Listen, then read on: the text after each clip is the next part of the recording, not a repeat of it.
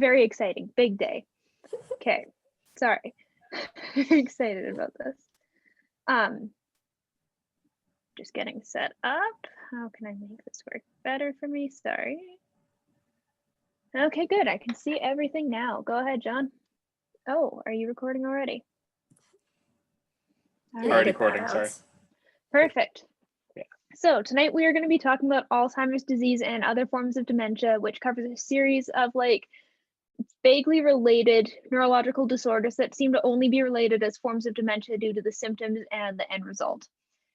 I consider this category of diagnoses to be invisible since they're fundamentally neurological and many of the symptoms aren't able to be seen on the person's body.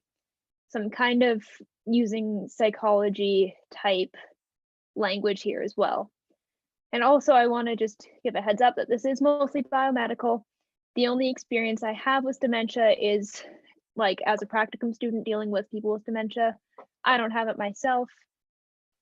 So let's get going. Can I just do this? Perfect.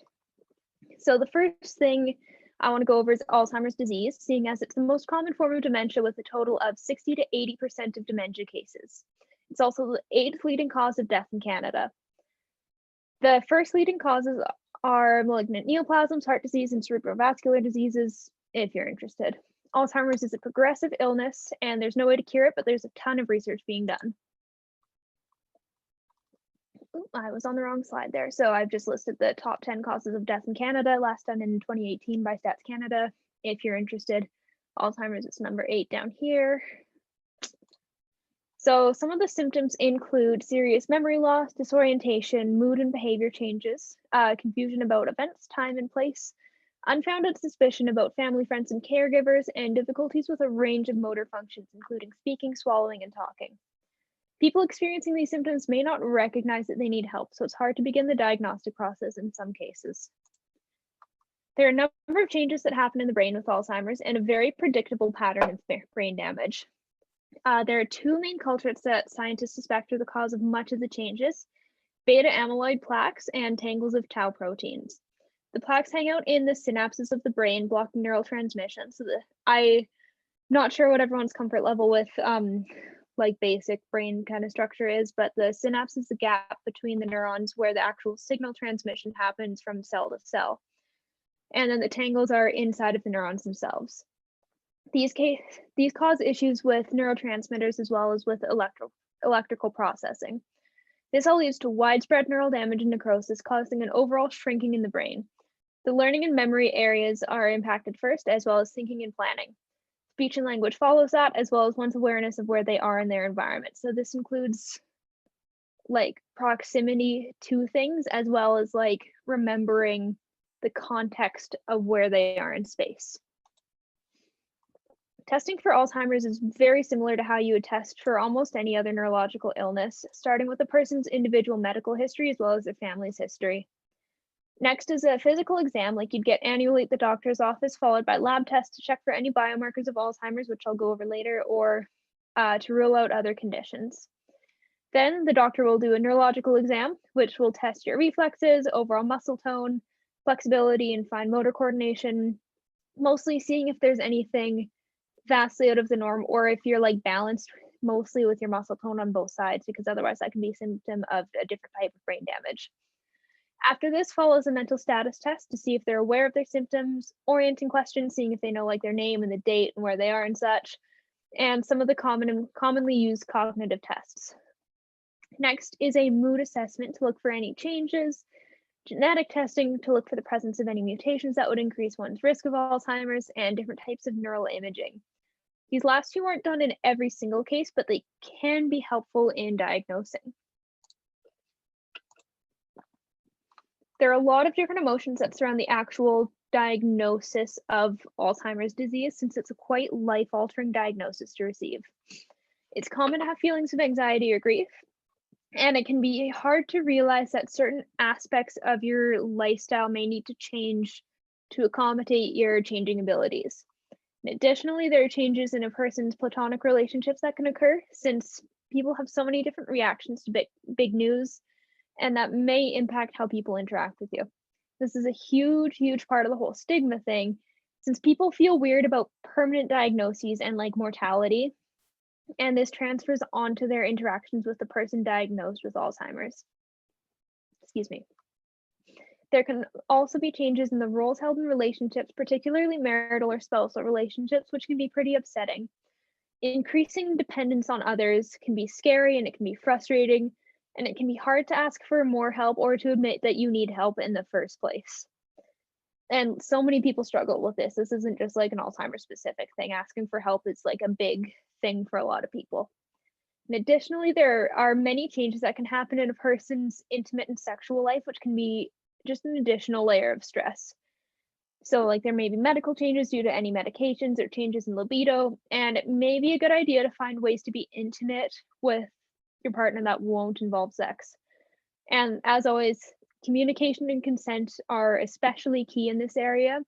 And like it should be in normative circumstances as well, but it becomes increasingly important with different cognitive states and illnesses involved.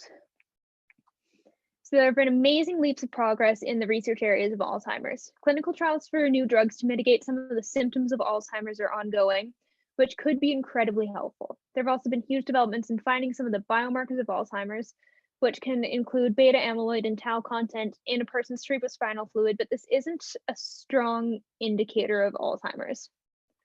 Structural imaging like computerized tomography or CT scans and magnetic resonance imaging or MRIs can show the shape, position, and volume of brain tissue, including shrinkage of the hippocampus, which is the main memory center of the brain. I wouldn't necessarily trust, like researchers don't necessarily trust the hippocampus as an indicator of Alzheimer's, since one of the symptoms of PTSD, you also see a bit of a shrinking of the hippocampus, so that's a trauma response as well. This can reveal other issues that can be addressed as well, like PTSD or perhaps any evidence of a stroke. Functional imaging would include positron emission technology or PET scans and functional MRIs, and this can show us which areas of the brain are showing reduced activity due to damage or neural loss. Molecular imaging can include PET scans, fMRI, and single photon emission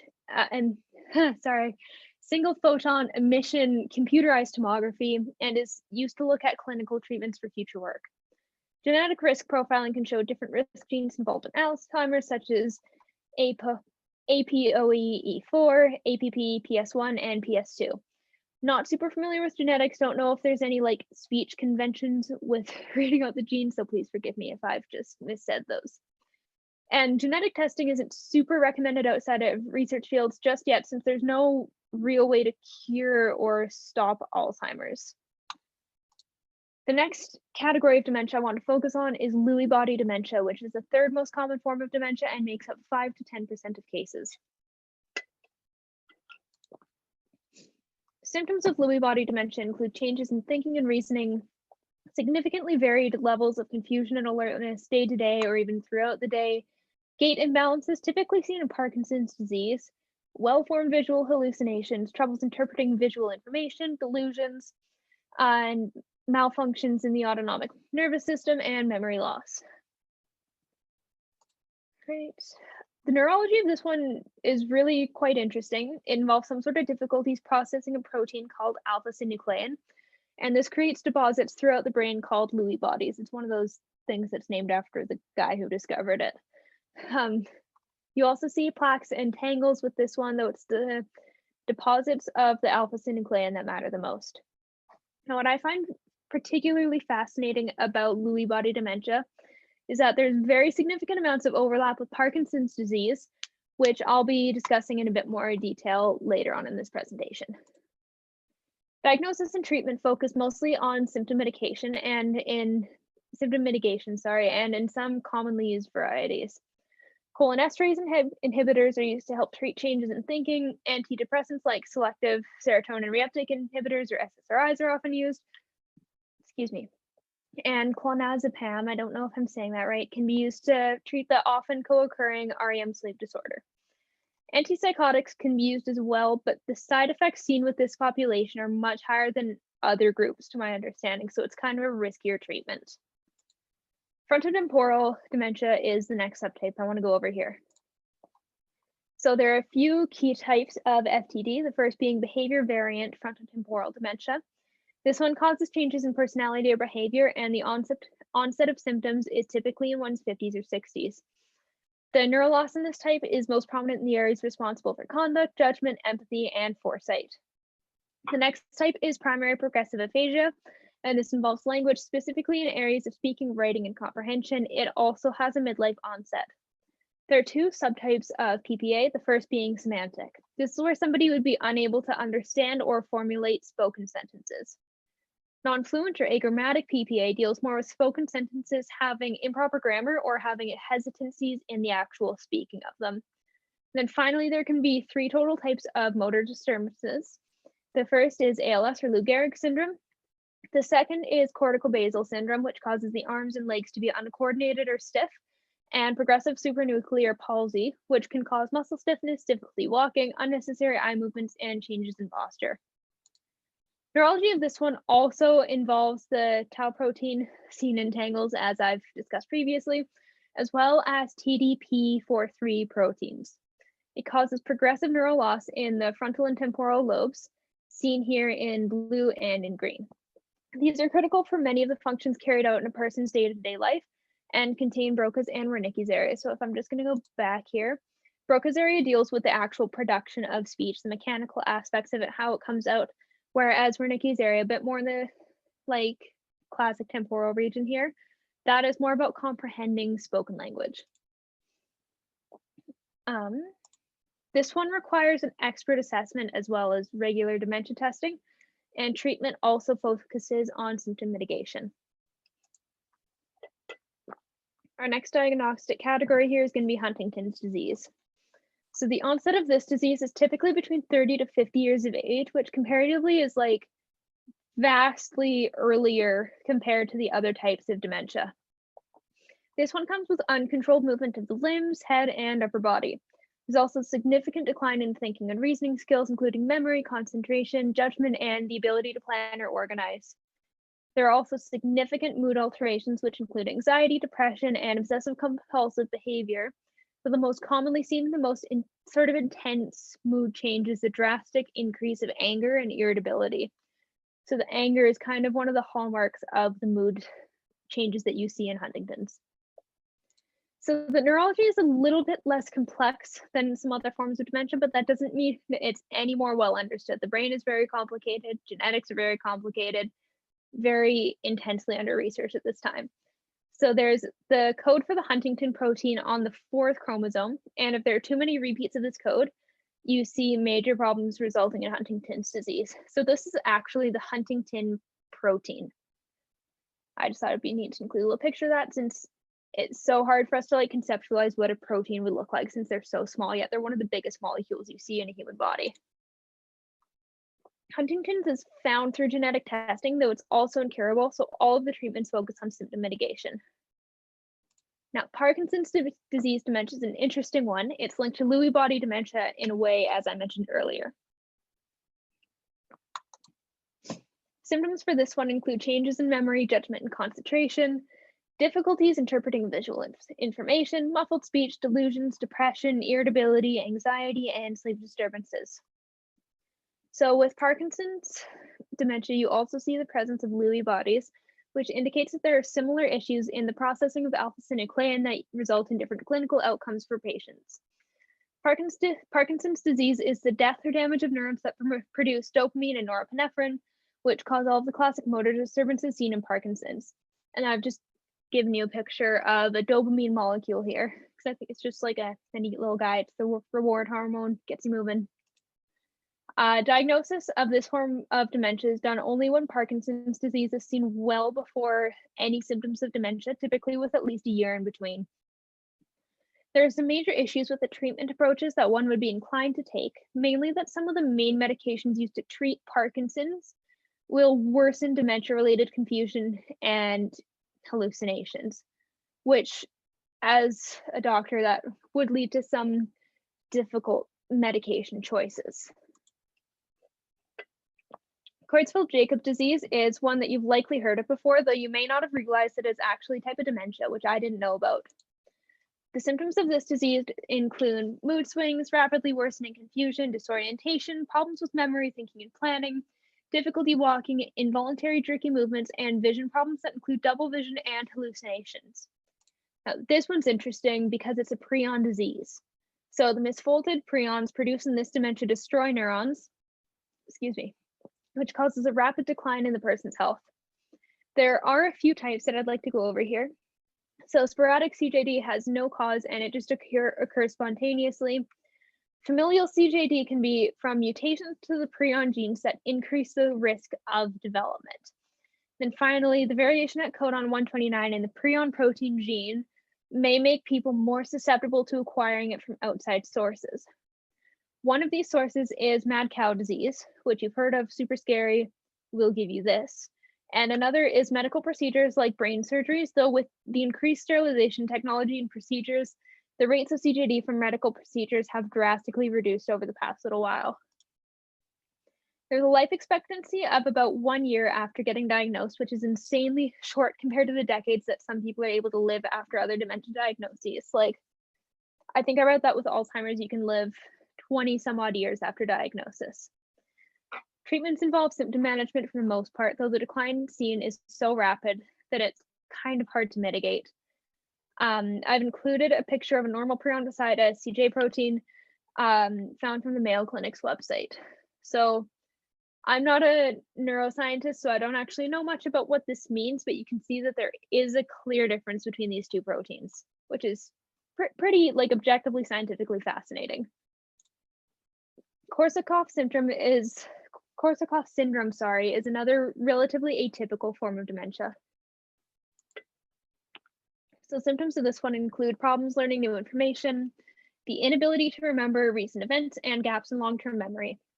It also comes with confabulation, which is where the person will make up an elaborate lie to fill in the gaps in their memory, and they'll believe every single thing they're saying as though it actually happened. They don't even register the fact that they're lying, which is just psychologically pretty quirky because usually people are aware that they're not telling the truth.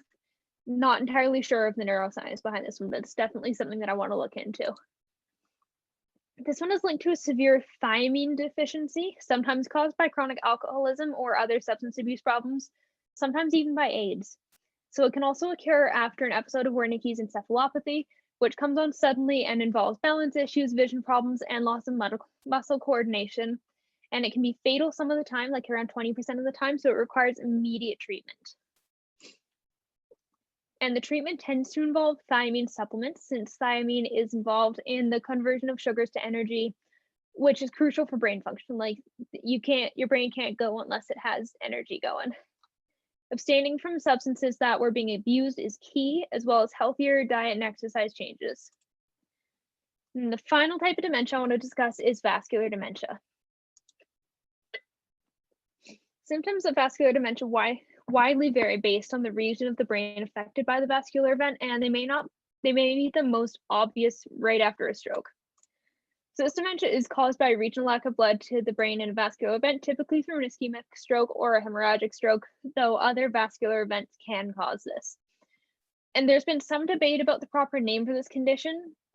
The growing movement is to call it vascular cognitive impairment, since it more accurately describes the effects. It definitely depends on the part of the brain affected. For example, there would be more sensory disturbances if it occurred in the parietal lobe, or more disturbances to language comprehension if it occurred in the temporal lobe around Wernicke's area. Diagnosis of this dementia is confirmed by neurocognitive testing, as well as imaging evidence of a recent stroke and no evidence of non-vascular factors in the cognitive decline. It focuses on causes of the cardiovascular incident rather than anything else. So it's more about preventing any future incidents. And then, since dementia is ultimately a terminal diagnosis, I want to talk a little bit about end-of-life care planning, which is a direct interest of mine since I'm working towards a career in palliative medicine. So you get my little spiel on mortality, very exciting. There are a number of conversations that should be held far ahead of any predicted cognitive decline or around the time of diagnosis. First, there are a number of misconceptions around the terminology of an assisted living facility. Many of these have graded levels of assistance from almost entirely dependent to requiring around-the-clock care, and they'll work with your medical team to provide you with the best level of care based on your current needs. The goal is to keep you independent and on your own as long as you can, focusing on your autonomy and happiness. Nursing homes get a bad rep, and while this reputation is well earned as we've seen through the pandemic, they shouldn't be conflated with assisted living facilities since they're fundamentally two different things with two different aims. There's also an interesting model of assisted living called the Eden model, where the facility will have plants and animals and children hanging around all the time to inject some feelings of positive life into the space. Assisted living facilities that follow this model have shown increased resident happiness as well as better health outcomes. Additionally, it gives more of a feeling of a family than of fellow patients battling against age, which helps people feel more at home. The presupposition with the Eden model that you're kind of working against is that assisted living homes should be calm and orderly, which seems fine at first until you remember that people are spending the rest of their lives in these places most of the time. So the Eden model then encourages greater end-of-life happiness, which ties into a neat little thing called the peak end rule. So the peak end rule states that the overall perception of the pain of a procedure isn't formed as an average of every single point in the procedure, but as an average between the peak level of pain and the pain level at the end. Therefore, if it's possible to end the procedure relatively painlessly, the overall procedure will be perceived as less painful, even though it may have had a very moderate overall level of pain. This rule can be applied to a person's life, where they will feel much more satisfied with their life overall if the end of it is relatively happy and painless. This is why things like palliative care are so important, to ensure that the people are able to pass on with dignity and with happiness, even if they're experiencing something very scary and confusing like dementia. There's also an increased vulnerability to infection seen in people with dementia, as they're no longer moving about like they'd previously been able to do, and now they're much more stagnant. So support by caregivers is crucial in the comfort of people with dementia, though it can be hard for caregivers to remember that they also have needs and deserve respite if they're feeling overwhelmed. And sensory comfort is shown to be increasingly important for people with dementia, so things like comfortable clothes, adequate moisturization of their skin and good lip balm, and small joys like nice scented lotion and hair products or music. If I had time, I've already talked to you enough, if I had time, I'd go into some of the benefits of music therapy, but I'd be here for days if I got started on that. It's super interesting. Highly recommend taking a course in it if you can. Fascinating stuff. There are a few resources I'd like to give you. The first is my favorite book of all time. It's called Being Mortal. It's by Atul Gawande, who's an acclaimed doctor and writer who was recently appointed to Joe Biden's COVID response team. I've read it a healthy handful of times already, and I've written a few papers around it. Whenever I can slip it in, I do. It talks about end-of-life care in such an engaging and calm way, making it really clear what some of the important conversations need to be and how to work with your medical and support systems effectively. I also recommend the Alzheimer's Association for information and resources, and more locally, if you're looking for programs or respite, the Alzheimer's Association of Calgary. Then I've linked a few TED Talks here that deal more with the lived experiences of dementia, though I couldn't manage to find any talks done by people with dementia themselves. I still found these engaging and useful and definitely touching, a little bit emotional, so be warned that it's not always super upbeat. And our next event is going to be on December 9th. Please join us for a social Zoom night before exam season hits. Goodness, words are hard. We'd love to actually get to know you. Let me know if you have any questions about dementia, and I will do my best to answer you.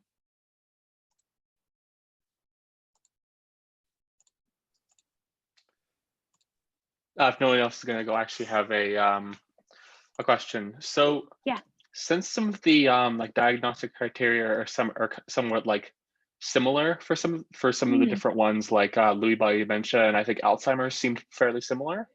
Yeah, I left out a whole category. There is a combined type of dementia, but that can only be diagnosed through an autopsy. Oh, okay. And combined is very, very extremely common. You see Lewy bodies a lot in Alzheimer's. I meant to put in a whole section about that, darn it. That's okay. No, I was just going to ask sort of common. How much of an issue does that usually pose? That can that pose if someone is like misdiagnosed as to some of them? I mean, like, do some treatments maybe make things worse? Sorry if that's a very obscure question. Like, do some I treatments make it worse for some types, or just trying to think of what I've ran into with my research. As I talked about with the Parkinson's dementia, a lot of drugs used to treat Parkinson's are going to be bad for dementia hallucinations. hmm, But that one, it's going to be a bit more obvious since hallucinations are a positive symptom. The Parkinson's movement deficits are a positive symptom. So you have evidence of both of those. So it'd be more on like the doctor as a practitioner than anything else. But combined dementia, super common. Can't remember the exact stat, but they're finding out more and more frequently that that's been occurring in people. okay. I have a question, Kaylee. Yeah. I don't know if you ran into this, but I know like it's becoming more common to talk about like early onset of dementia, Mm. so like below the ages of 65. Like I know the movie like Still Alice was like really popular because she was Yeah, I've heard of that one. in with dementia. Did you run into any stats about that or like any info? Not really. It was there's still not a whole lot of information on what causes that. Yeah, I'm not 100% sure on that. The thing about Alzheimer's and dementia is that it's so nebulous and it's so complex and it's so like enmeshed with so many things that can happen with aging. So it's kind of hard to say that kind of thing for sure. I didn't run into it in my research. Be interesting to look into and see. Doesn't seem to be quite as common as like the other types. Like the typical onset is between like 60 to 70 years kind of. Okay, yeah, that makes sense. I was just wondering. Yeah. I read up on that like a little while ago for Mm. Core 553 because they focus on that. Oh, okay, interesting. So you'll have On knowledge, specifically early onset or just different forms of dementia? just different forms of dementia. But someone had That's mentioned so cool. how like it is becoming more common, but they weren't like they didn't link anything Oh, about. okay. They just kind of said it. Yeah. So I was wondering if you ran into it or not. No, that wasn't one of the areas I was focusing on. Okay. Well, thank you. Anyways, I know like that's a very obscure question, and I No, wouldn't it's know it, but yeah. yeah, this is definitely a little bit more outside of my area of expertise. Just because neuroscience is so complicated. It's so complicated. I couldn't interpret a lot of the stuff I found. Like, I don't know about all these proteins. I don't know how to say the genes. Like, it's so like expert kind of level out there stuff, which is super interesting. Gonna need a little bit of time to get there, like professionally. Well, I didn't realize some of the like diagnosis for some of them was so like difficult and obscure because like I think Huntington's is decently easy to diagnose. I think it's just a Yeah, genetic test that can confirm it or yeah. confirm or deny it. And then But there's like a numerical value of like how many repeats of the Huntington code, and then boom, you have it right, or you don't. right, yeah, I think it was in like a genetics course. Is like if it's above this range, it's probably going to be Mhm. Huntington's. If not, it's yeah. I don't remember But the exact numbers, but Alzheimer's, it's there was a significant. million things you can do to test it. None of them really seem, No, none of them are just like, oh, there it is. yeah, like what I found interesting is that the diagnostic process for Alzheimer's is the same as the diagnostic process for like a chronic pain condition. Where you go in and the doctor talks to you and then they send you to do blood work and the blood work comes back okay and then you go to a neurologist and then they poke you and then they do the reflexes thing and it's such like an ongoing process. Mhm. I suppose if if you have something they can easily figure out, they probably want to, you know, do those tests first so they can get you the diagnosis you need and then Yeah, move on to the more obscure and like complicated stuff. exactly. And if it's something else, you can catch that. Hmm. I think what's it called? Going back to like Core 553, they had mentioned there was like a scale. I don't know if you saw that. There's like a scale to see like where you are, like how much it's developed. At least I think it was dementia, or was it Alzheimer's? I think it was dementia. And then pretty much they said that like it's so hard to catch early on because like it's pretty much not visible. So usually Yeah. they catch it like when it's already pretty developed, which really sucks. Yeah, because then you can't really get ahead of it at all. Yeah, so I did see something about the different stages of it, but I didn't see like a numerical scale. So like with a lot of psychological stuff or like other diagnostic stuff, you have like a list that you go through and you check them off. But with like the Alzheimer's dementia stuff, it's just so complicated that you'd have like a million things. And then people want to use different cognitive assessments because they like this one and not that one. But a different doctor would use different cognitive assessments, even if they do the same thing. So there's no really like standardized approach that I'm aware of. Maybe there is, but I just didn't run into it. But like, oh, where's my research on this? I gotta pull up a different file. Now you've got me thinking. Just pulling up my file here. Alrighty, where did I put that? Ooh. Okay, where did I put this? So one of the things they are looking at is earlier diagnosis, and they want to target the symptoms before they become debilitating. But how do you really do that, you know? So there are some earlier signs and symptoms. So this includes memory loss that disrupt daily life, changes in planning or like solving problems, difficulty completing familiar tasks. And by that they mean like not being able to make a budget like you've been able to, or like not remembering where you put the dish soap consistently, even though you've kept it in the same place for years, like that kind of thing. Confusion with time or place, trouble understanding visual images and spatial relationships, new problems with words and speaking or writing, misplacing things and losing the ability to retrace steps, decreased your poor judgment, withdrawal from work, social activities, and changes in mood or personality.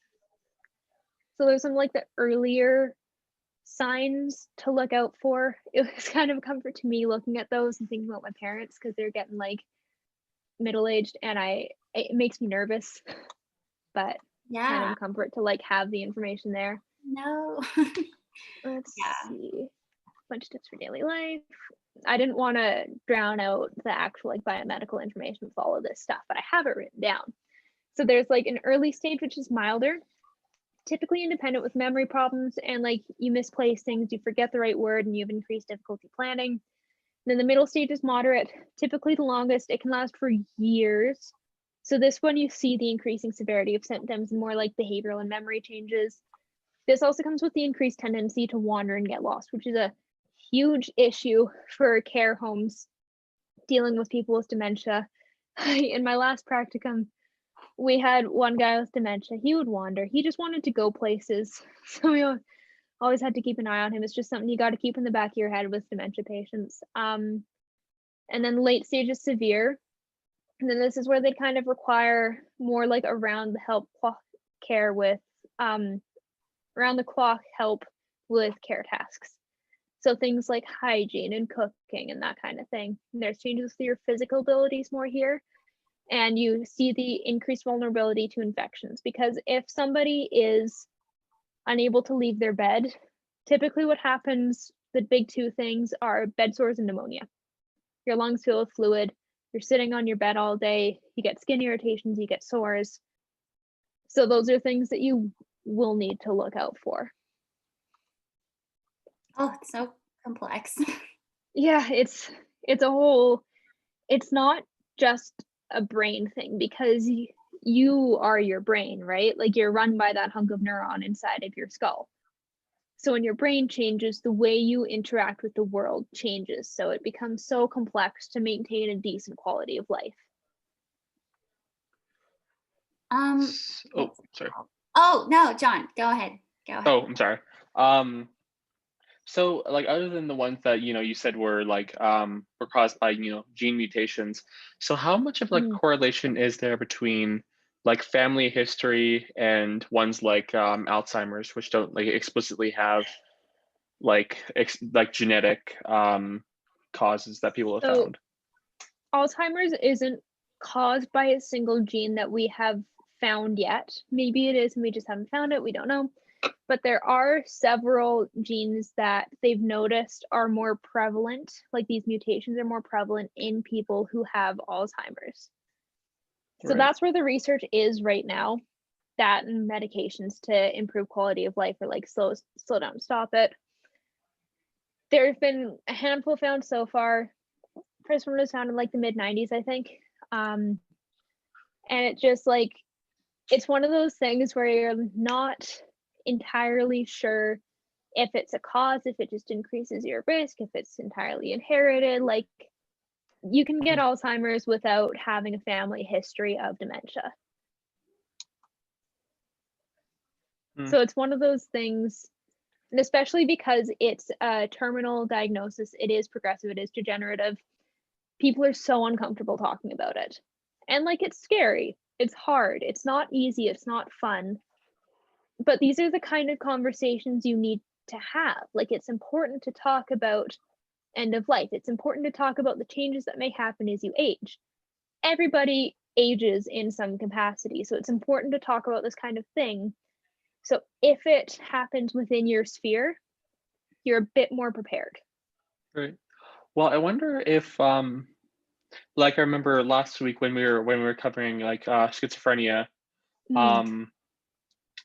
like I remember from that, like family history was a risk factor, but Yeah. also things like I believe things like, what was it? Like drug use, Yeah, trauma. drug use, like like high stress when you were younger, things like that. Not even substance abuse, but just sort of the experiences you had when Like, you're younger can be risk yeah. factors. So I wonder if it's like that, where different inherited genes maybe can predispose you for it, but it also can just be Like some certain things in your life that cause you to go over.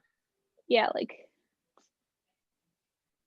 I would be surprised if that wasn't the case.